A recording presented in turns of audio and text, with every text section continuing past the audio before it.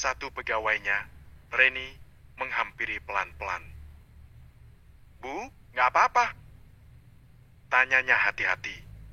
Yusnia mengangguk singkat. Nggak apa-apa, Ren. Lanjutkan aja kerjaannya, ya.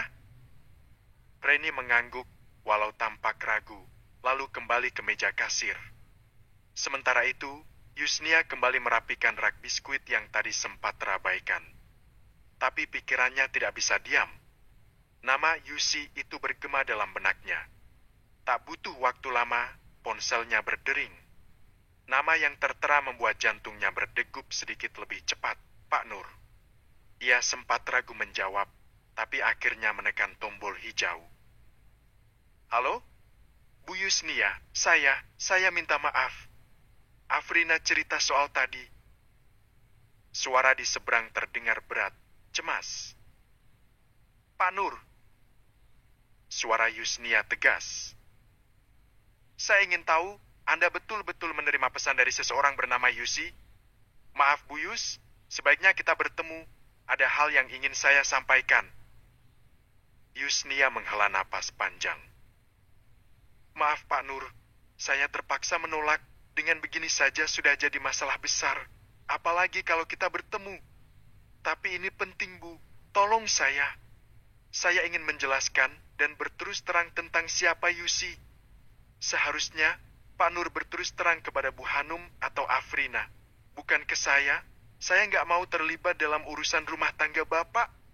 Saya minta tolong sekali ini saja Bu Yus. Saya mohon. Yusnia menarik nafas panjang. Dia serba salah. Tapi ia juga tak mau terlibat lebih jauh lagi dengan kemelut rumah tangga Pak Nur. Yusnia menutup matanya sesaat. Dia harus memaksa dirinya untuk bertindak tegas. Bu Yus? Terdengar suara Pak Nur begitu jelas di telinga Yusnia. Dia tahu lelaki yang sedang bicara di seberang sedang menunggu jawabannya.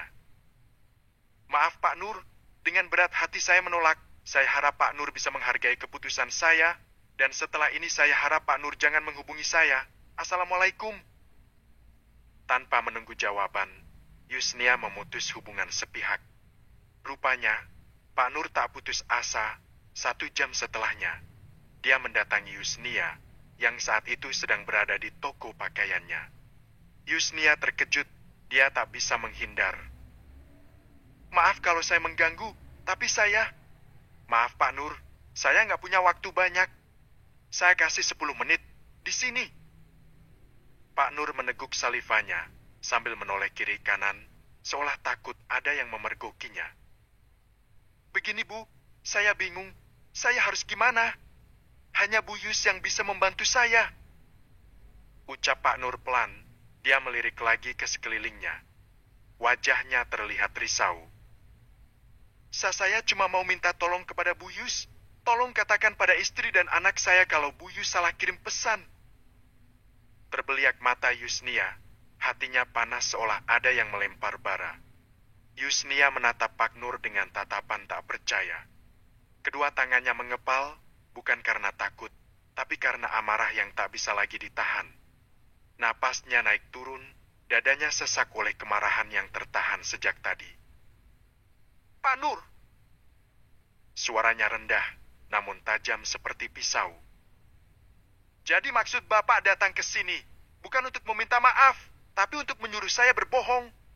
Untuk menutupi aib Bapak sendiri? Pak Nur tersentak, berusaha mengelak. Bukan begitu maksud saya, Bu Yus. Saya cuma ingin masalah ini cepat selesai. Saya mau keluarga saya baik-baik saja dan dengan menumbalkan harga diri dan nama baik saya. Potong Yusnia cepat, nadanya semakin meninggi. Pak Nur terlihat semakin gelisah. Ia meraih saku celananya. Dia mengeluarkan dompetnya. Saya akan bayar. Katakan berapa Bu Yus butuh. Asalkan Bu Yus mau membantu saya. Yusnia menggeleng-gelengkan kepalanya. Dia juga mundur beberapa langkah. Hatinya terasa sangat sakit melihat lelaki yang selama ini sangat ia hormati. Simpan uang Bapak, saya nggak butuh. Seandainya saya butuh pun, saya nggak akan pernah mau menerima uang yang nggak jelas. Bu Yus, saya mohon, Baiklah, saya akan berterus terang sekarang, Yusi itu. Pak Nur menggantung kalimatnya. Lelaki berusia lanjut itu seperti ragu untuk melanjutkan kata-katanya. Masih ada 1,5 menit lagi, Pak. Ucap Yusnia, nadanya datar dan tatapannya dingin. Dia juga seolah mengabaikan kata-kata Pak Nur. Yusi itu, istri muda saya. Kami menikah 2 tahun yang lalu. Dan saat ini Yusi sedang mengandung anak kami. Saya belum siap bicara dengan Hanum. Itu sebabnya saya. Cukup, Pak Nur. 10 menit sudah berlalu. Bapak kira apa saya ini tempat penyimpan bangkai? Sekarang juga silakan pergi dari sini. Pak Nur mematung. Wajahnya pucat, matanya bergetar. Tapi dia tahu tidak ada lagi celah untuk memohon. Dengan langkah tertunduk, dia berbalik dan melangkah keluar. Yusnia berdiri terpaku, napasnya berat, matanya memanas tapi tak ada air mata yang keluar. Ia tidak akan menangis untuk hal ini. Tidak untuk seorang pria pengecut yang tak mampu menjaga keluarganya sendiri, lalu menyeret perempuan lain sebagai kambing hitam. 2 hari setelah pertemuan terakhir dengan Pak Nur, Yusnia beraktivitas seperti biasanya. Seolah tak punya rasa lelah. Dia mondar-mandir dari minimarketnya ke toko pakaiannya yang masih satu lokasi, tapi beda nama jalan. Siang itu, ketika Yusnia sedang mengecek stok air mineral di gudang belakang, terdengar bel pintu depan toko berbunyi. Reni yang sedang bertugas di kasir memanggil dari depan. Bu Yus, ada yang nyariin, perempuan, namanya Yusi. Tubuh Yusnia langsung menegang. Nama itu, yang menjadi biang dari semua kesalahpahaman, kini hadir dalam wujud nyata. Ia menarik napas dalam, merapikan jilbabnya, lalu melangkah keluar. Rasa penasarannya membuncah, seperti apa sosok yang bernama Yusi itu. Di depan meja kasir berdiri seorang perempuan muda dengan perut sedikit membuncit, menandakan kehamilan sekitar 5 bulan. Rambutnya tertata rapi, wajahnya cantik namun terlihat lelah. Sorot matanya tajam, namun tak menyerang. Ia tampak menanti dengan sabar. Bu Yusnia? Tanyanya dengan suara pelan namun tegas, senyum tipis terulas di bibirnya. Ya, saya Yusnia. Jawabnya datar. Kamu Yusi? Perempuan itu mengangguk. Saya ingin bicara 4 mata, kalau ibu berkenan dan gak mengganggu waktu ibu. Reni menoleh ragu ke arah Yusnia. Yusnia mengangguk singkat. Ren, kalau ada yang nyari, bilang ibu sedang ada tamu, gak bisa diganggu. Reni mengangguk, lalu berlalu dari hadapan Yusnia dan Yusi.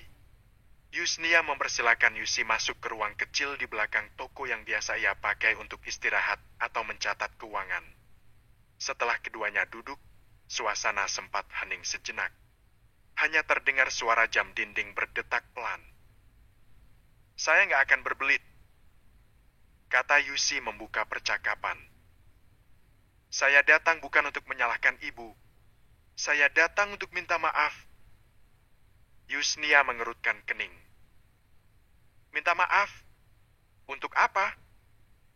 Yusi mengangguk pelan, tangannya menyentuh perutnya yang membuncit. Pak Nur, suami saya, seharusnya tidak menyeret ibu ke dalam urusan rumah tangga kami. Apalagi menyuruh ibu berbohong untuk menutupi semuanya. Itu salah. Dan saya tahu ibu tidak bersalah. Saya nggak setuju dengan ide suami saya. Ibu nggak tahu apa-apa dan nggak harus terlibat. Yusnia masih diam. Ia menatap perempuan itu, mencoba menilai apakah kata-kata itu tulus atau hanya strategi lain untuk meredakan api. Yusi menarik nafas panjang, lalu melanjutkan kata-katanya. Saya benar-benar nggak tahu kalau istri Pak Nur masih ada. Pak Nur bilang dia duda saat melamar saya. Maksud saya dan orang tua saya langsung percaya begitu Pak Nur mengatakan kalau dia duda dan istrinya meninggal 5 tahun yang lalu. Saat itu ibu saya sedang sangat butuh uang, dan Pak Nur datang menjanjikan mahar lumayan besar. Kami tergiur, dan akhirnya saya menurut saja saat ibu saya meminta saya untuk menerima lamaran Pak Nur. Yusnia diam. Dia menarik napas dalam-dalam, Dia tak tahu harus berkomentar apa. Kapan kamu tahu kalau ternyata istri Pak Nur masih hidup? Tanya Yusnia pelan. Belum lama, kira-kira sebulan yang lalu, Pak Nur baru jujur tentang istrinya. Saya sangat terkejut. Saya marah karena merasa dibohongi. 2 tahun lamanya saya menjadi istrinya, dan saya nggak tahu kalau saya mempunyai kakak madu. Saya ingin berontak, tapi ibu saya melarang dan menyuruh saya diam demi anak yang saya kandung ini. Yusi mengusap perutnya. Yusnia menatapnya iba. Bodohnya saya yang percaya begitu saja. Suami saya sering nggak pulang. Alasannya kasihan sama anaknya yang tinggal sendiri di rumah. Yusi berucap lagi. Yusnia sengaja diam dan tak mau berkomentar. 2 hari yang lalu, suami saya cerita kalau istrinya marah besar dan menuduh Pak Nur selingkuh, dan katanya istri dan anaknya salah sasaran. Mereka justru menuduh Ibu Yus. Benarkah, Bu? Yusnia tergagap, lalu mengangguk cepat. Ada orang usil yang merekam saat Pak Nur berada di ruangan saya atas urusan pekerjaan. Yusi tersenyum tipis saat mendengar ucapan Yusnia. Pak Nur bilang putri ibu sendiri yang menyebar berita itu. Bahkan putri ibu yang memberitahu langsung kepada Bu Hanum. Yusnia diam. Ucapan Yusi seolah sebuah cemoohan atau ejekan, di mana seorang anak tega mengaibkan ibu kandungnya sendiri.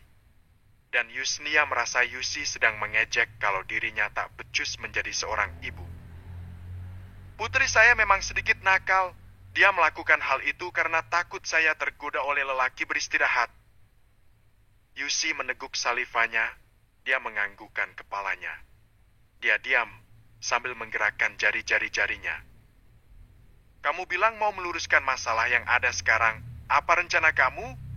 Kamu pastinya tahu kan, sekarang ini Bu Hanum dan anaknya masih tetap menuduh saya. Dan gilanya, Pak Nur sendiri menyuruh saya untuk berbohong, menutupi kesalahannya, tapi menjatuhkan harga diri saya. Yusi diam, wajahnya terlihat gusar. Saya sudah melarangnya, tapi katanya hanya itu satu-satunya jalan biar semuanya aman. Hanya Tuhan yang tahu seperti apa geramnya Yusnia saat mendengar kata-kata yang keluar dari mulut Yusi. Tapi tentu saja dia tak mau melampiaskan rasa geramnya kepada Yusi, karena Yusnia tahu bukan salah Yusi. Aman di kalian, tapi aib di saya nggak ngerti dengan jalan pikiran Pak Nur. Yusi semakin tak enak. Dia membetulkan posisi duduknya sambil mengusap perutnya. Ibu nggak usah khawatir. Sepulang dari sini nanti, saya langsung ke rumah sakit menemui Afrina dan Bu Hanum. Yusnia terkesiap. Dari Afrina dia tahu kalau Bu Hanum mempunyai penyakit darah tinggi. Apa jadinya nanti kalau Yusi bicara terus terang? Bu Hanum sedang sakit, apa nggak nunggu nanti saja? Yusnia menggeleng-gelengkan kepalanya. Gerakannya sangat cepat. Saya nggak mau menunggu lagi. Sudah waktunya mereka tahu, apalagi saya sedang hamil. Yusnia tak berkomentar lagi, ingin menghalangi. Dia sadar bukan ranahnya. Yusnia menarik napas pelan dan membuka suara. Apa kamu siap menanggung akibatnya? Yusi mengangguk. Saya lebih siap menghadapi kenyataan daripada hidup terus bersembunyi di balik kebohongan. Dan yang lebih penting, saya nggak mau anak saya lahir dalam bayang-bayang aib dan fitnah. Kalau harus kehilangan semuanya, saya rela asal saya bisa meluruskan yang seharusnya. Yusnia memandang perempuan itu dalam-dalam. Ia melihat keteguhan yang berbeda dengan Pak Nur. Perempuan muda itu mungkin membuat kesalahan, tapi setidaknya ia cukup berani untuk bertanggung jawab. Terima kasih, Yusi, karena kamu datang. Karena kamu mau berkata jujur. Ucap Yusnia akhirnya, suaranya lebih lembut. Tapi ingat, hidup sebagai istri kedua bukan jalan yang mudah. Dunia tidak akan memberimu simpati. Kamu harus kuat untuk anakmu. Yusi menunduk hormat. Saya paham, Bu, dan saya harap suatu hari nanti orang-orang juga bisa paham. Tak lama kemudian, Yusi pamit pergi. Langkahnya mantap dan berjanji tak akan melibatkan nama Yusnia. 3 hari setelahnya, Yusnia mendengar kabar yang sangat mengejutkan. Bu Hanum meninggal dunia setelah 2 hari koma. Dengan ditemani salah satu pekerjanya yang bernama Feni, Yusnia pergi takziah. Bu Yus! Yusnia sedang duduk di deretan kursi, berbaur dengan pelayat yang lain saat namanya dipanggil. Afrina berdiri di depannya dengan berpakaian serba hitam, kacamata hitam yang bertengger di matanya mungkin untuk menutupi matanya yang sembab. Ibu ikut berduka cita, semoga. Terima kasih. Afrina memotong kalimat Yusnia. Lalu ia melayangkan pandangannya ke arah jalan. Yusnia pun ikut-ikutan, ternyata rombongan dari sekolah Bu Hanum mengajar yang datang. Mama saya memang meninggal karena ulah perempuan yang bernama Yusi itu, Bu. Tapi bukan berarti saya masih percaya begitu saja sama ibu. Ucap Afrina sebelum beranjak untuk menyambut rombongan dari sekolah ibunya. Yusnia tertegun, dia mengikuti langkah Afrina dengan tatapan matanya.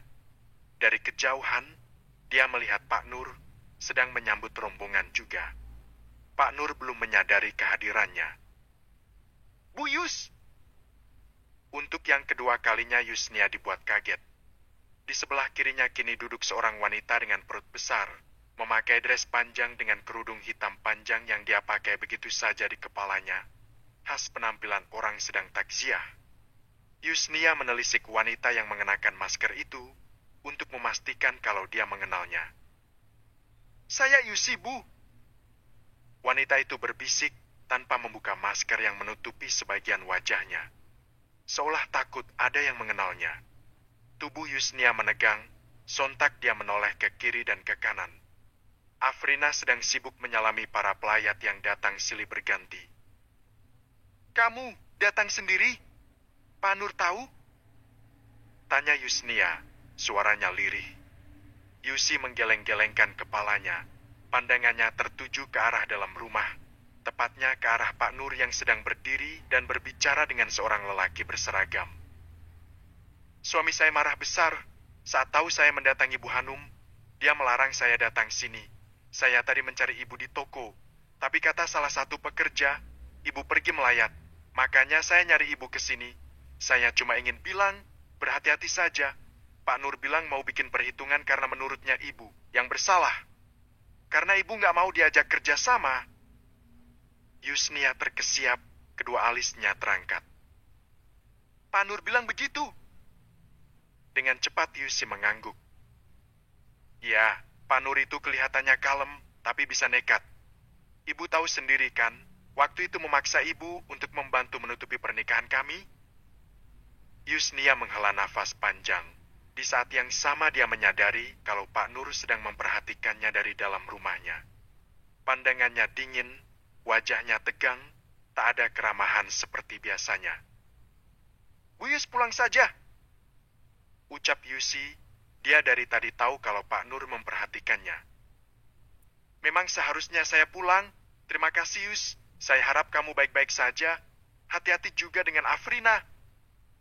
Yusi mengangguk. Tak mau membuang waktu, dua wanita yang baru saling kenal itu meninggalkan rumah duka. Seminggu setelahnya, Pak Nur datang ke minimarket.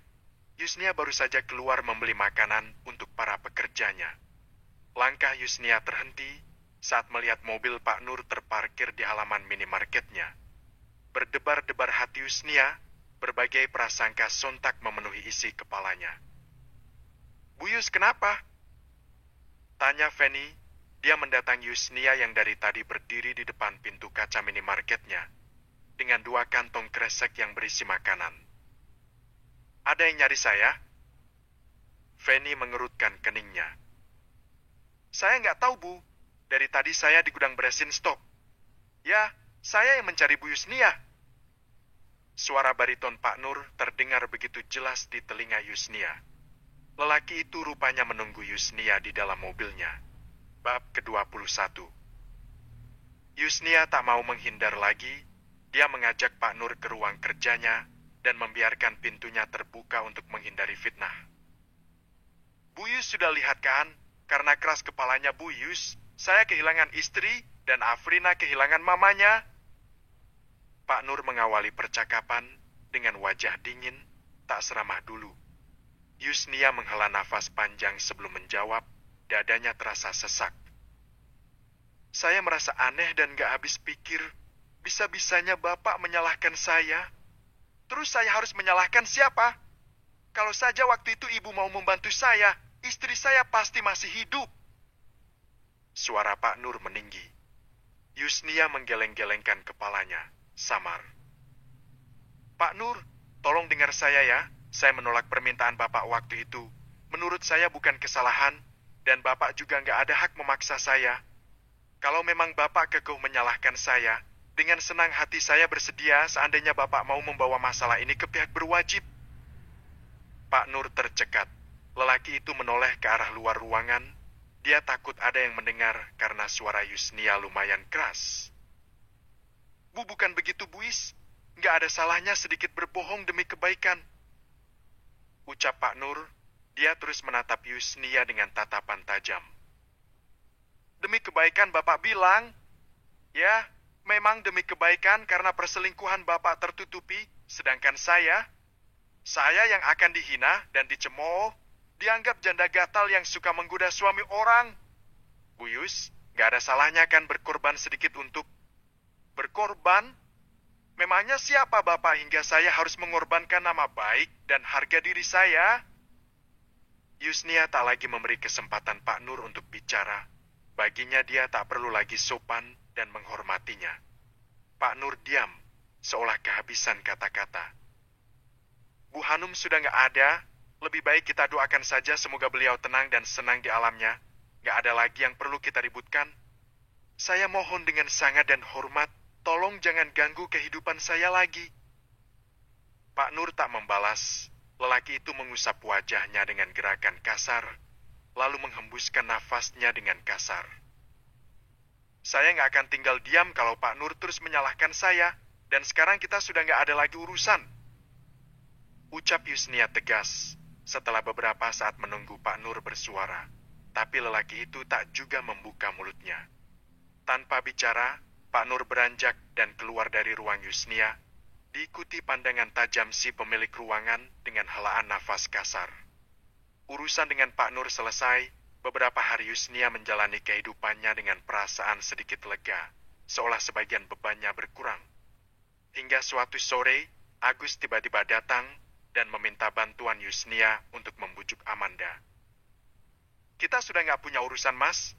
Tolong jangan ganggu saya. Ucap Yusnia tegas. Berarti kamu cemburu kan, Yus? Kamu keberatan kalau aku baikan lagi dengan Amanda? Yusnia mendecih. Dia menatap wajah mantan suaminya dengan pandangan tajam. Aku cemburu? Memang apa yang pantas dicemburui dari lelaki seperti kamu? Rahang Agus mengeras. Wajahnya memerah karena marah dan tersinggung. Dasar sombong kamu, Yus. Mentang-mentang sudah punya segalanya. Kalau nggak karena dapat warisan, tetap saja kamu jadi janda kere. Ingat, Yus, dalam hartamu ini ada hak Natasha dan Pratama. Agus bicara dengan cepat hingga menimbulkan cairan yang keluar dari mulutnya dan mengenai wajah Yusnia. Dengan cepat Yusnia mengusap wajahnya dengan ujung jilbabnya. Yusnia berdiri perlahan, tubuhnya gemetar menahan amarah, tapi wajahnya tetap tenang. Tatapan matanya menajam, menusuk ke arah lelaki yang pernah ia cintai itu. Dia marah bukan karena terkena ludah mantan suaminya, melainkan dia marah karena kata-kata mantan suaminya yang mulai ngelantur kemana-mana. Pergi dari sini, Mas. Sekarang juga. Agus tertawa sinis. Oh, jadi kamu ngusir aku? Kamu pikir kamu siapa?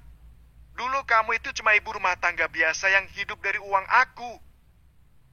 Yusnia melangkah mendekat, berdiri tepat di hadapan Agus. Hidup dari uangmu? Uang yang mana? Dari dulu, aku membantumu mencari nafkah, dan waktu kamu pergi, seperak pun aku nggak pernah menerima nafkah darimu. Coba sebutkan uang apa, Mas? Agus terdiam sejenak, dadanya naik turun menahan emosi. Tapi bukan karena penyesalan, melainkan karena harga dirinya terusik. Itu karena ulah Dian yang mengabarkan. Gak usah mengkambing hitamkan orang lain. Salahmu juga langsung percaya tanpa bertanya. Kamu lebih percaya orang lain daripada istrimu sendiri. Sekarang sudah seperti ini masih bisa menyalahkan orang lain. Agus mengepalkan tangannya. Dia baru saja mau membuka mulutnya untuk bicara ketika ponselnya berbunyi. Agus mengernyitkan dahinya sesaat setelah menatap layar ponselnya. Dengan cepat, dia menggeser tombol hijau. Iya, saya ayahnya. Hah, iya, baik saya ke sana sekarang. Agus menatap Yusnia, nafasnya memburu. Perasaan Yusnia tak nyaman saat mendengar obrolan singkat mantan suaminya tadi. Natasha ada di kantor polisi, puas kamu sekarang? Setelah berucap Agus membalikkan badannya dan bergegas pergi, Yusnia ingin menahan untuk bertanya, tapi lidahnya terasa gelu. Dia berdiri mematung, tubuhnya seolah tak bisa digerakkan. Yusnia seolah tersadar setelah punggung Agus tak kelihatan. Wanita itu berlari, mengejar mantan suaminya yang dia yakin masih berada di halaman minimarketnya. Mas Agus, tunggu. Agus baru saja mau membuka pintu mobilnya. Sekilas dia menoleh, tapi tetap membuka pintu mobilnya. Nafasnya masih memburu, wajahnya tegang, antara marah dan panik. Yusnia akhirnya berhasil menyusulnya, berdiri di sisi mobil dengan tubuh masih gemetar. Natasha kenapa? Dia ditangkap polisi? Tanya Yusnia dengan suara tercekat. Aku mana tahu, Yus? Jawab Agus sambil masuk ke dalam mobilnya. Aku ikut. Ujar Yusnia tanpa berpikir panjang. Agus menatapnya sesaat seolah ragu. Tapi waktu mendesak. Cepat masuk. Ucapnya singkat. Mereka meluncur dalam keheningan yang menegangkan. Mobil melaju kencang di jalanan sore yang mulai padat. Yusnia berkali-kali mencengkeram ujung jilbabnya. Pikirannya kacau. Dia belum tahu apa yang terjadi, tapi hatinya sudah terasa berat. Sesampainya di kantor polisi, mereka segera menuju ruang petugas jaga. Seorang polisi muda menyambut mereka, lalu mengantar mereka ke ruangan kecil di bagian belakang. Di sana, Yusnia melihat Natasha duduk di bangku besi. Wajahnya sembab, rambutnya acak-acakan. Di dekatnya, Melur duduk dengan ekspresi yang sama kacau, terlihat pipinya ada bekas cakaran. Seorang perempuan parubaya, mungkin ibunya Melur, berdiri dengan mata penuh amarah sambil mengacungkan jari ke arah Natasha. Lihat sendiri anakmu, Bu Yusnia. Dia sudah menyakiti anak saya. Yusnia menahan diri untuk tidak langsung membelah, meski hatinya perih melihat Natasha dalam kondisi seperti itu. Bu Emma, saya belum tahu kejadian sebenarnya. Tolong beri saya waktu untuk bicara pada anak saya dulu. Ucap Yusnia tenang namun tegas. Dia mengenal ibunya Melur karena mereka dulu sering bertemu saat ada acara di sekolah anak-anaknya. Bu Emma mendengus kasar, tapi tidak menanggapi. Agus hanya berdiri kaku, diam, tak tahu harus berbuat apa. Tatapannya tajam ke arah Natasha. Yusnia melangkah ke arah Natasha, lalu berlutut di hadapan putrinya. Tasha, apa benar yang dibilang Bu Emma? Kamu apakan Melur hingga wajahnya seperti itu? Bukankah Melur itu teman baikmu? Tanya Yusnia pelan.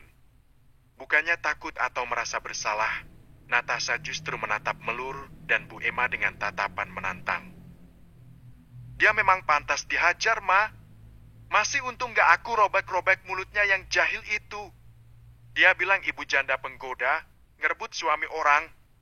Dia juga bilang Bu Hanu meninggal gara-gara mama selingkuh dengan Pak Nur.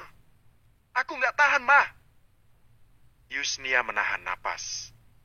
Hatinya berkecamuk, dia tak tahu harus berbuat apa. Dia merasa semua masalah seolah bersumber darinya. Dengan pelan, Yusnia berdiri. Ia menatap Bu Emma. Bu, saya minta maaf atas kejadian ini. Tapi izinkan saya juga bicara sebagai seorang ibu. Anak saya mungkin salah karena membalas dorongan anak ibu. Tapi tidak adil juga kalau semua kesalahan ditimpakan pada dia, sementara anak ibu yang mulai menghina dan memancing emosi. Jangan putar balik fakta, Bu Yus. Apapun alasannya, Tasha sudah melukai anak saya. Lagi pula, apa yang dikatakan anak saya nggak salah, memang itu kenyataannya kan? Yusnia menggeram, dadanya makin sesak. Berdenyut sakit hatinya saat mendengar ucapan Bu Emma. Entah siapa yang menyebarkan kabar bohong itu, hingga dia merasa dijadikan tersangka atas sesuatu yang tak ia lakukan. Suasana menjadi hening. Petugas polisi yang mendengar ikut bicara. Kalau kedua pihak bersedia berdamai, kami bisa bantu mediasi. Tapi harus ada kesepakatan jelas. Agus akhirnya angkat suara. Kita selesaikan baik-baik saja. Aku nggak mau anakku tercatat di kepolisian. Gak semudah itu, kalian gak lihat kondisi anak saya seperti apa? Celetuk Bu Emma, wajahnya masih terlihat marah. Saya akan bertanggung jawab membiayai pengobatan Melur sampai sembuh. Ucap Yusnia dengan tegas. Agus ikut mengangguk mengiyakan. Tak banyak bicara, Bu Emma setuju, walau dalam hatinya sangat ingin meminta sejumlah uang sebagai ganti rugi. Tapi melihat sikap Yusnia yang tegas, nyali wanita itu menciut. Baginya saat ini yang penting tak keluar biaya untuk berobat anaknya. Setelah proses mediasi selesai, mereka meninggalkan kantor polisi menjelang maghrib. Di mobil, suasana hening kembali. Natasha duduk di kursi belakang, duduk bersebelahan dengan Yusnia. Agus terpaksa rela berperan sebagai sopir bagi mereka. 30 menit. Mobil hitam milik Agus sampai di rumahnya. Yusnia merasa bertanggung jawab untuk mengantar Natasha karena kejadian yang menimpa putrinya itu secara tak langsung karena dirinya. Yusnia sedang ngobrol dengan Natasha di ruang tamu. Dia menoleh ke arah mantan suaminya yang langsung duduk di hadapannya. Kamu lihat sendiri gimana Natasha membela nama baikmu. Tapi kamu masih saja keras kepala dan menyimpan dendam kesumat. Ingat Yus, Natasha ini anakmu. Papa, sudahlah, gak usah memojokkan Mama. Aku paham kok gimana sakitnya hati Mama. Aku melakukan ini spontan saja, bukan mengharap ampunan dari Mama. Aku merasa harus membela nama baik Mama, karena dia adalah mamaku. Itu saja. Ada desiran halus menjalar ke hati Yusnia saat mendengar kata-kata Natasha. Dia menatap putrinya dengan tatapan penuh rasa bersalah. Tak ada kata yang mampu ia ucapkan selain ucapan terima kasih. Yusnia kembali ke rumahnya dengan taksi online. Tawaran Agus untuk mengantarkannya, ia tolak dengan tegas. Malam itu, Yusnia berdiri lama di depan cermin. Wajahnya tampak lelah, matanya sembab karena air mata yang tak sempat jatuh. Dalam hati, ia mengulang-ulang kalimat Natasha. Aku melakukan ini spontan saja, karena dia adalah mamaku. Sebuah pembelaan sederhana, tapi membuat hatinya hancur sekaligus hangat. Betapa selama ini ia terlalu keras pada Natasha, mengira anak itu sudah berpaling darinya karena pengaruh Agus dan Amanda. Tapi hari ini, anak itu berdiri di garis depan, memikul aib yang seharusnya tak pernah ada, hanya karena ingin melindungi sang ibu. Yusnia tak bisa tidur malam itu. Di kepalanya berkecamuk banyak hal. Mulai dari pertemuannya dengan Pak Nur, ledakan emosi Agus, hingga kejadian di kantor polisi. Dunia seolah bersekongkol untuk menguji batas sabarnya. Tapi ia tahu, ia tak boleh menyerah. Keesokan harinya, Yusnia datang lebih awal ke minimarket miliknya. Ia menyapa karyawan dengan senyum yang mulai terasa lebih ringan. Pekerjaan ia kerjakan dengan tenang, meski sesekali bayangan wajah Natasha yang terluka menyelinap di benaknya. Siang harinya, saat sedang memeriksa laporan keuangan, ponselnya berdering. Nomor tak dikenal. Dengan ragu, Yusnia menjawab. Halo, Bu Yus, maaf mengganggu. Ini saya Frina. Firna? Dahi Yusnia mengernyit. Frina siapa ya? Afrina Bu, anaknya Pak Nur. Terdengar balasan dari seberang dengan nada sedikit kesal. Yusnia tertegun, berdebar ia menunggu apa yang akan disampaikan oleh Afrina. Ya, ada apa Afrina? Akhirnya Yusnia bertanya. Setelah beberapa saat menunggu, Afrina tak juga bersuara. Saya cuma mau minta maaf dan mengucapkan terima kasih. Jawab Afrina dengan suara datar. Terima kasih. Untuk apa? Minta maaf karena saya telah menuduh ibu. Terima kasih karena sudah mau bicara dengan saya. Yusnia terdiam. Ada getir yang menggelayu di hatinya. Dia merasa semua hal baik yang menghampiri dirinya semua datang terlambat. Bu Yus, masih dengar saya kan? Yusnia tergagap. Dengan cepat ia menganggukkan kepalanya, dan sesaat kemudian dia baru sadar kalau Afrina tak ada di depannya. Iya, Frina, ibu maafkan. Bu, sebentar, jangan ditutup dulu. Yusnia mendengar suara panik Afrina saat ia ingin mengakhiri pembicaraan. Bolehkah saya ketemu ibu? Suara Afrina terdengar ragu. Yusnia menarik napas dalam. Suara Afrina bukan suara seorang musuh, tapi entah kenapa dia merasa berat untuk menerimanya. Sebentar saja, Bu. Suara Afrina kembali terdengar, penuh permohonan. Baiklah, datang saja. Kalau saya nggak ada di minimarket, berarti saya ada di toko yang satunya. Obrolan berakhir, di seberang Afrina menghela nafas lega, sedangkan Yusnia sendiri mulai bertanya-tanya apa yang sedang direncanakan oleh Afrina.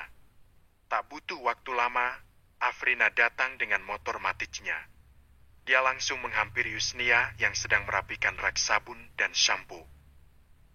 Assalamualaikum, Bu Yus.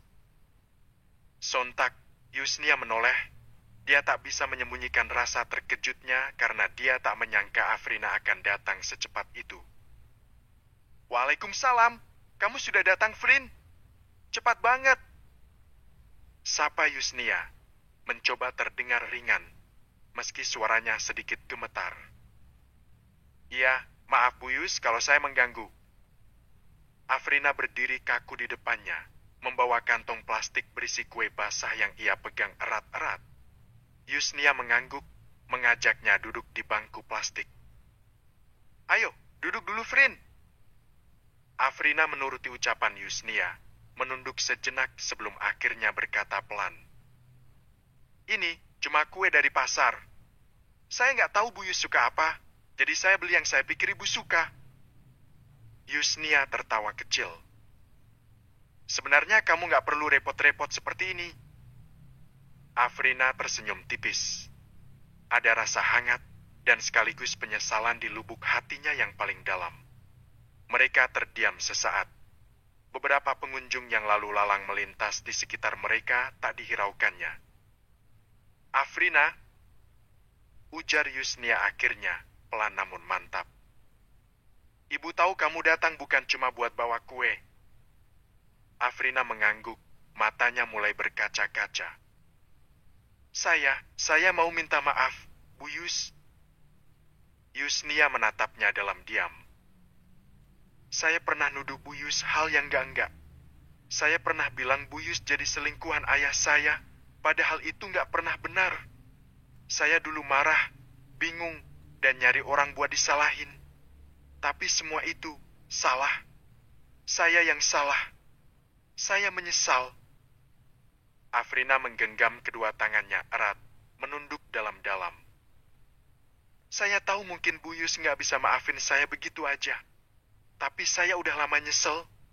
Setiap kali lihat Bu Yus di pasar, atau dengar nama ibu disebut orang lain, saya ngerasa malu. Ngerasa jahat. Apalagi Mama pernah bilang. Mama kamu bilang apa, Frin? Karena penasaran, Yusnia memangkas kalimat Afrina. Sebelum Yusi datang, Mama pernah bilang kalau bukan Bu Yus selingkuhan Papa, tapi sayanya yang ngeyel. Apalagi anak ibu sendiri juga yang pertama kali ngasih tahu tentang perselingkuhan Papa. Yusnia menarik napas dalam, mencoba mengendalikan gejolak yang perlahan naik dari dadanya. Ia ingat betapa sakitnya dulu, dituduh hal yang tak pernah ia lakukan. Apalagi datangnya dari anak perempuan yang dulu begitu dekat dengannya. Anak dari pria yang pernah membuat hatinya patah. Frina, Yusnia berkata, suaranya mulai lembut. Waktu itu saya juga marah. Saya sempat berpikir kamu benci saya dan kamu akan selalu lihat saya sebagai perusak keluargamu. Afrina meneteskan air mata, tapi tidak menangis terseduh. Hanya air mata yang jatuh diam-diam, seperti cara dia menyimpan sesalnya selama ini. Dia juga menggeleng-gelengkan kepalanya. Maaf, Bu Yus. Katanya lagi, suara hampir tak terdengar. Yusnia bangkit, duduk di samping Afrina dan menggenggam tangan gadis itu. Maafmu aku terima, dan aku harap setelah ini kita bisa mulai dari awal. Afrina mengangguk, kali ini lebih mantap. Bu, boleh nggak saya kerja di sini? Yusnia melongo, dipandanginya wajah Afrina cukup lama, seolah tak percaya. Tentu, berikut pengembangan lanjutan dari dialog tersebut dalam bentuk naratif yang lebih hidup dan emosional, tetap menjaga gaya dramatis dan kedalaman karakter. Bu, boleh nggak saya kerja di sini? Di minimarket ibu juga nggak apa-apa. Yusnia menghentikan langkahnya. Tangannya masih menggenggam buku catatan stok barang, tapi matanya sudah terpaku pada gadis di hadapannya Afrina, putri teman lamanya, yang selama ini dikenal manja, selalu tampil rapi dengan sepatu mahal dan tas bermerek. Kini, Afrina berdiri di depan pintu toko kecil Yusnia dengan wajah pucat dan mata sembab. Rambutnya dikuncir asal-asalan, dan kaos yang dipakainya tampak kusut. Bukan gaya Afrina yang biasa. Yusnia melongo, memandangi gadis itu lekat-lekat, seolah tak percaya dengan pendengarannya sendiri. Frin, kamu serius? Afrina mengangguk cepat, nyaris panik. Saya nggak tahan di rumah, Bu. Sejak Mama meninggal, semuanya berubah. Papa, dia bawa si Yusi itu tinggal di rumah, cuma sehari setelah pemakaman. Sehari, Bu. Yusnia terdiam, hatinya tercekat. Ia mengenal almarhumah Ibu Afrina. Perempuan lembut yang selalu tersenyum kalau mereka bertemu di arisan RT. Kepergiannya memang mendadak karena kecelakaan, dan rupanya luka itu belum sempat sembuh sebelum digantikan oleh orang lain. Secepat itu, Frin. Secepat itu Pak Nur mengajak Yusi? Ucap Yusnia, setengah tak percaya. Afrina menghela napas panjang, lalu mengusap matanya dengan kasar. Itulah, Bu, saya marah. Saya kecewa. Tapi saya nggak berdaya. Saya malas pulang. Saya malas punya ibu tiri model Yusi itu. Umurnya aja sama dengan saya. Kata-kata Afrina pecah di ujung kalimat. Suaranya bergetar, seperti tembok pertahanan yang mulai retak. Yusnia merasa hatinya ikut nyeri, melihat anak itu mencoba tetap tegar meski hatinya jelas hancur. Frina Yusnia mendekat, menepuk bahu Afrina perlahan. Kalau kamu memang niat mau kerja, boleh. Tapi bukan buat pelarian, ya. Di sini bukan tempat sembunyi, tapi tempat belajar berdiri sendiri. Afrina mengangguk cepat, matanya berkaca-kaca. Saya nggak mau jadi beban siapa-siapa, Bu. Biar saya mulai dari nol. Dari tempat sekecil ini pun nggak apa-apa. Asal saya bisa jauh dari rumah itu. Terus, gimana dengan kuliahmu? Sejenak, Afrina diam, seolah ragu untuk berucap. Saya udah nggak kuliah, Bu.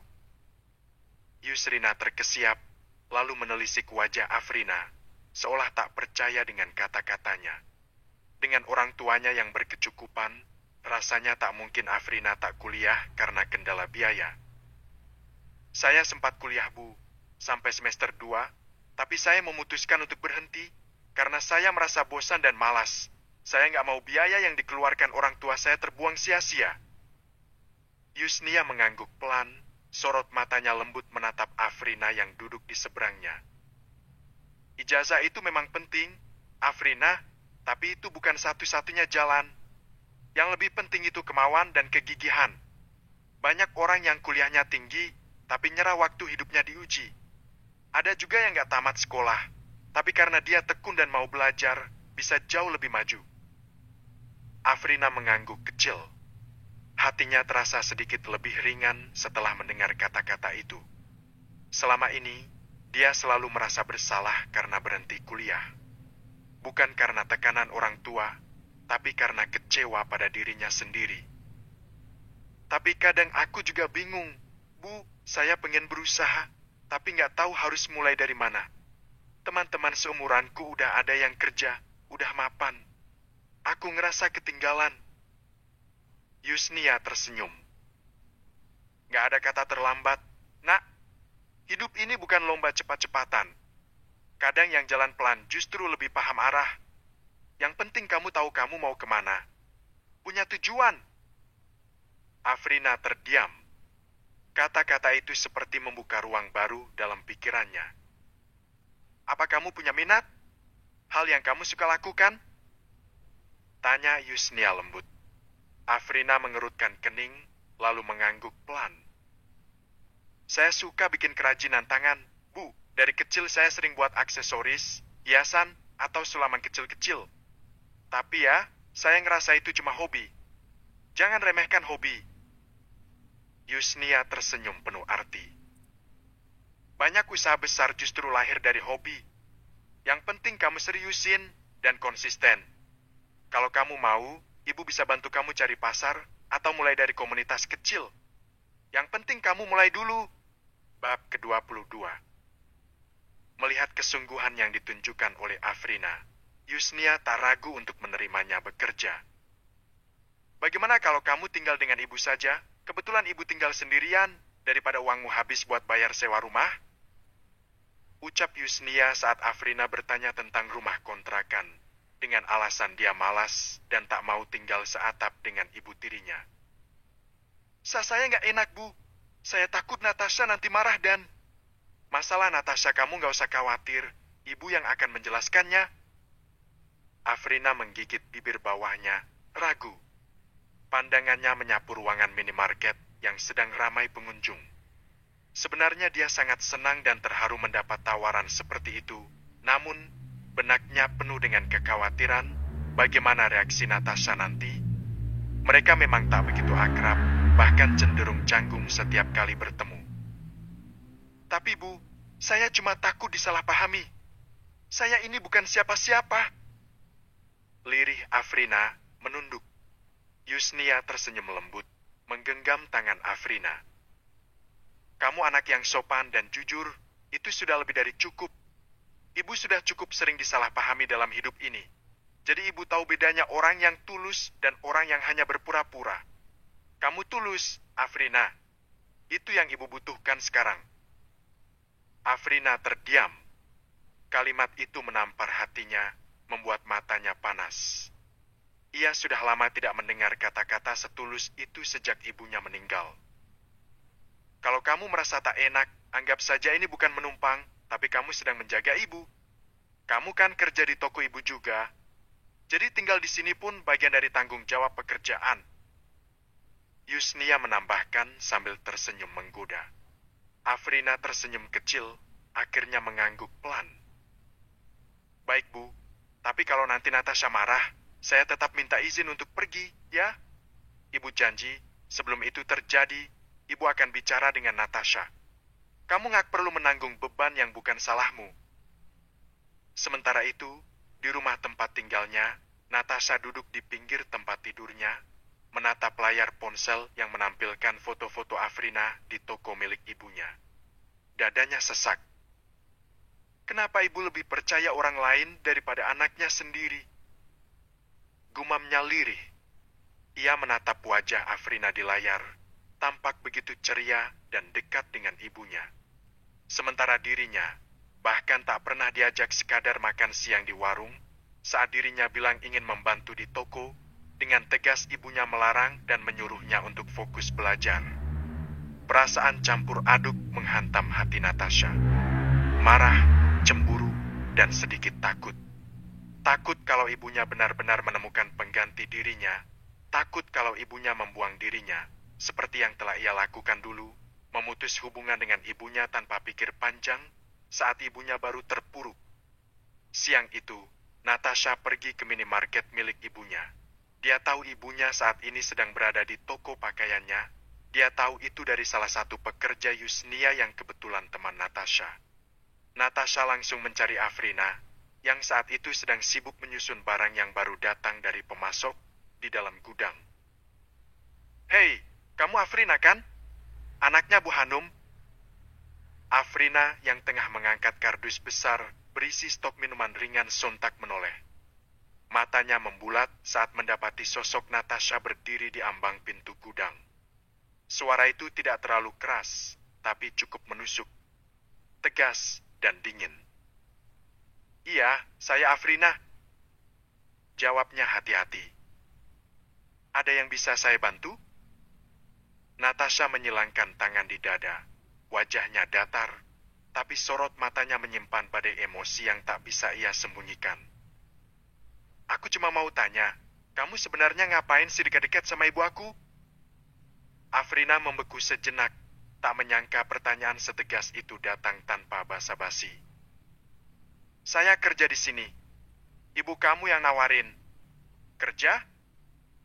Natasha mengangkat alis. "Apa cuma kerja? Terus kenapa kamu tinggal di rumah mamaku? Memangnya di sekitar sini nggak ada kos-kosan? Mau aku bantu cariin?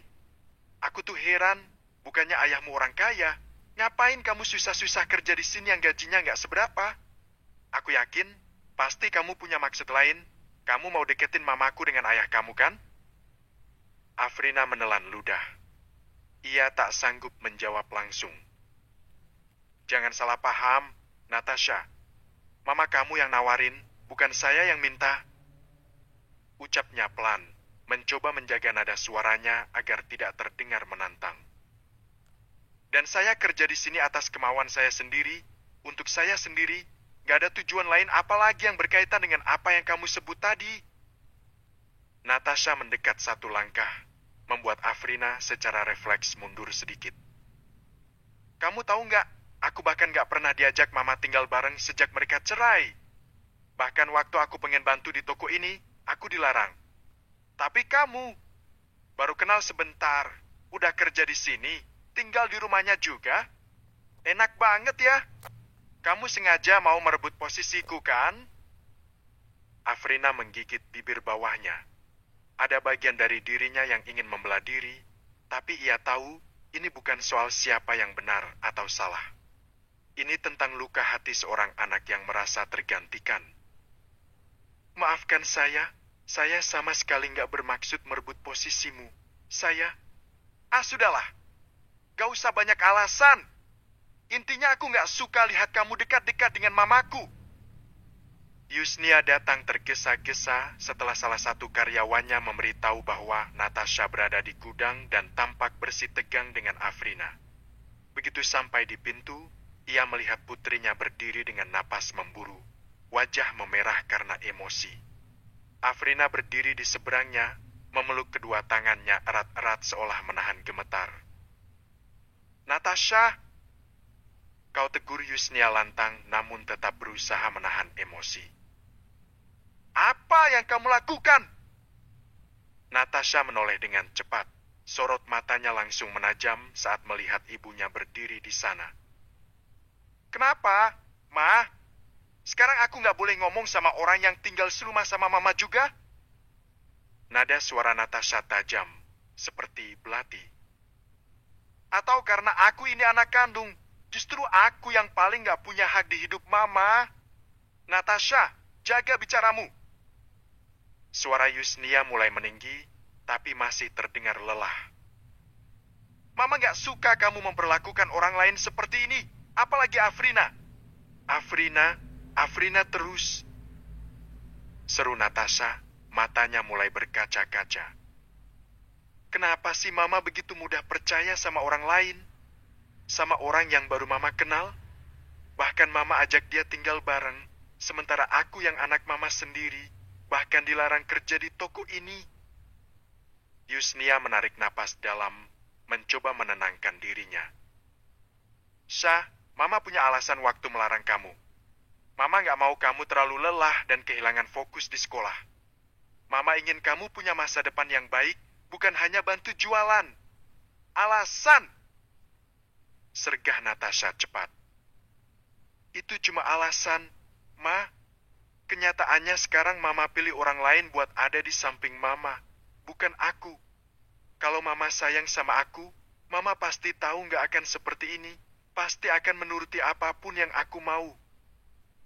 Lagi-lagi, Yusnia menghela nafasnya dengan helaan berat. Dadanya terasa sesak karena menahan emosi. Ini yang Mama nggak suka dari kamu, Syah. Selalu memaksakan kehendak dan nggak pernah mau memahami keadaan orang lain. Mendengar ucapan Yusnia, mata Natasha semakin berkilat seperti cahaya api. Mama memang dari dulu nggak pernah suka aku. Aku ini anakmu, Ma. Mama jangan lupa tanggung jawab Mama sebagai orang tua. Yusnia mengubah posisi berdirinya. Dia bergeser sedikit dan kini tepat berada di depan Natasha sambil bersedekap tangan. Kamu pernah bilang begini nggak sama papa kamu? Kamu pernah nuntut papa kamu nggak? Kenapa hanya Mama yang kamu tuntut untuk bertanggung jawab? Natasha diam, tapi tatapan matanya belum berubah. Gadis itu berdiri tegak di depan Yusnia. Seolah wanita yang berdiri di hadapannya bukan ibunya, melainkan musuh bebuyutannya. Afrina menggertakkan gigi pelan, merasa tidak nyaman berada di tengah konflik ini. Ia melangkah mundur, ingin keluar dari ruangan, tapi suara Yusnia menghentikannya. Tetap di sini, Afrina. Kata Yusnia tenang, namun tegas. Lalu ia menatap Natasha dalam-dalam. Syah, dengar Mama baik-baik. Afrina ini sama sekali nggak bermaksud merebut posisimu. Natasha menggeleng, air matanya menetes satu persatu. Tapi kenapa Mama biarkan ia tinggal dengan Mama? Aku yakin dia punya maksud lain. Dia ini anak orang kaya loh, Ma. Kenapa juga harus susah-susah kerja di toko kecil milik Mama? Apa maksudnya coba? Afrina berdiri mematung, tubuhnya sedikit gemetar karena suasana yang begitu emosional. Ia merasa bersalah, tapi juga tidak tahu harus bagaimana. Sebaiknya saya pergi saja, Bu. Ucap Afrina lirih, suaranya nyaris tak terdengar. Saya nggak mau jadi alasan pertengkaran kalian. Nggak, Frin! Yusnia menatapnya tegas. Kamu nggak salah, Afrina. Ini bukan tentang kamu.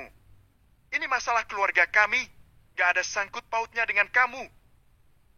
Natasha menatap ibunya dengan luka yang terbuka lebar. Ia merasa kalah bukan karena Afrina menang, tapi karena ia tak tahu bagaimana caranya mencintai ibunya tanpa rasa takut kehilangan lagi. Aku pulang. Gumamnya, lalu melangkah cepat melewati ibunya dan Afrina, menahan air mata yang jatuh makin deras. Tunggu, Syah. Kamu harus dengar ini. Seru Yusnia, tangannya mencengkram lengan putrinya, lembut tapi cukup kuat untuk menghentikannya pergi. Natasha menghentikan langkah, tapi tak berbalik. Pundaknya naik turun menahan isak. Yusnia menarik napas panjang, lalu berkata dengan suara parau namun mantap. Kamu pasti tahu juga kan, Afrina baru saja ditinggal pergi mamanya. Natasha menoleh perlahan, masih dengan mata berkaca-kaca. Terus kenapa, Ma? Yusnia menghela nafas panjang, mencoba menahan emosinya. Kamu nggak tahu seperti apa luka hatinya, baru saja mamanya pergi, ada sosok lain datang menggantikannya? Natasha menatap sang nama dengan tatapan tak paham. Sehari setelah Bu Hanu meninggal, papanya Afrina membawa pulang Yusi, ibu tiri Afrina, untuk tinggal bersama. Coba kamu bayangkan perasaan Afrina yang dipaksa tinggal seatap dengan ibu tiri yang usianya sama dengannya. Terbeliak lebar mata Natasha, mulutnya sampai ternganga saking terkejutnya. Pak Nur langsung nikah? Gumam Natasha pelan sambil menatap Afrina, pandangannya tak setajam tadi. Sudah 2 tahun Pak Nur menyimpan pernikahannya dengan Yusi, dan sekarang Yusi sedang hamil anaknya. Penjelasan Yusnia disampaikan dengan pelan, tapi berhasil membuat Natasha terkejut untuk yang kedua kalinya. Ya, jadi Mama dan Pak Nur benar-benar gak ada hubungan apa-apa? Natasha bertanya lagi dengan suara tertahan. Sontak, Yusnia menggeleng-gelengkan kepalanya. Mama sudah bilang berkali-kali sama kamu, Syah. Mama gak ada hubungan dengan lelaki manapun, termasuk Pak Nur. Natasha diam. Rasa bersalah mulai menjalar dan merajai hatinya. Jadi tolong hilangkan semua prasangka itu, Syah. Ucap Yusnia lagi dengan nada lebih tegas. Natasha masih diam. Dia merasa kehabisan kata-kata. Perasaannya tak karuan. Dia melirik ke arah Afrina yang sedang berdiri mematung dan menunduk. Aku pulang, Ma. Lirih, Natasha berucap sambil melangkah pelan. Dalam hati dia berharap sang mama akan mencegahnya, seperti tadi. Tapi hingga beberapa langkah berjalan, Natasha tak mendengar suara mamanya. Sesak dada Natasha karena menahan tangis. Dia merasa menjadi anak yang tak dianggap. Nanti dulu, Syah. Sontak, langkah Natasha berhenti. Perasaannya campur aduk tak menentu. Dia memutar tubuhnya, pelan. Kenapa lagi, Ma? Kalau kamu mau, kamu boleh tinggal bersama Mama. Kamu dan Afrina bisa dong menjadi teman baik. Natasha diam terpaku. Dia tak percaya dengan apa yang diucapkan oleh mamanya. Natasha menatap Yusnia cukup lama tanpa kata. Hatinya berdesir pelan, antara ingin mempercayai ucapannya dan tetap memeluk luka yang sudah terlalu lama mengendap. Ia menoleh sekilas ke arah Afrina yang masih berdiri kikuk, lalu kembali menatap Yusnia dengan tatapan penuh curiga. Kenapa sekarang, Ma? Kenapa baru sekarang Mama bilang aku boleh tinggal sama Mama?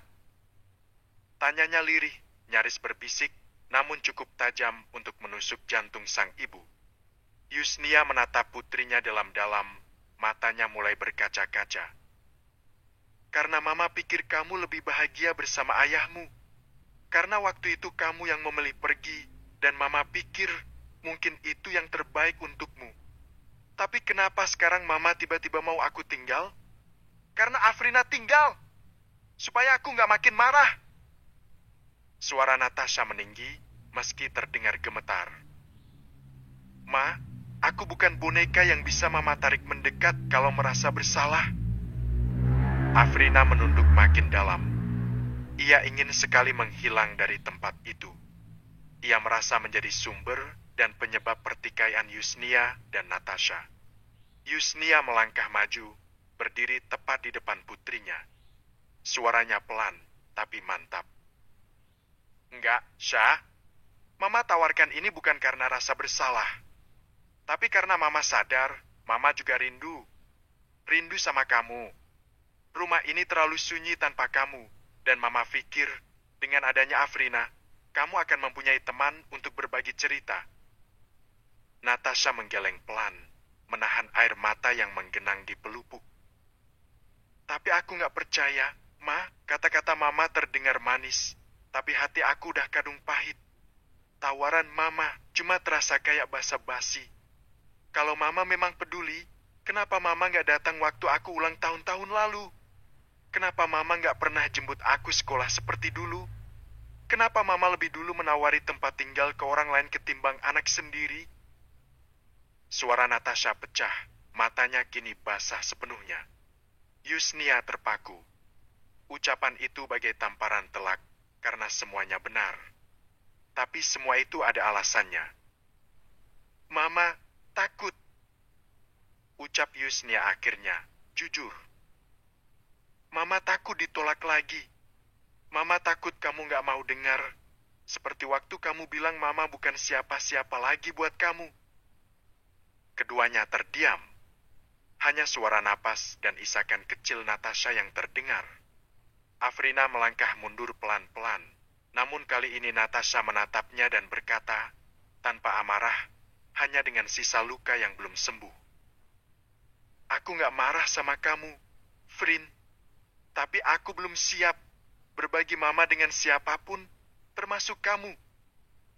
Afrina mengangguk perlahan. Aku ngerti. Aku juga nggak pernah mau gantikan posisi siapapun.